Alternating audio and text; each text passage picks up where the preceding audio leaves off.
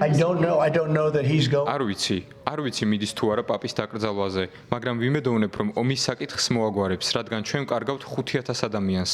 მე 2500 ვამბობდი და ყველამ პასუხობდა, რომ ეს ცოტაა. ყოველკვირეულად დაახლოებით 5000 ჯარისკაცი იღუპება. იფიქრეთ ამაზე, 5000 ჯარისკაცი ყოველკვირეულად. თუმცა მოდით ვთქვათ, 3000-დან 5000-მდე. ეს ჯარისკაცები ამერიკელები არ არიან, მაგრამ რუსები და უკრაინელები არიან. ისინი ადამიანები არიან. ოჯახები ჰყავთ და ახლა ამ ოჯახებს უკავშირდებიან და ეუბნებიან, რომ მათი წევრები აღარ არიან.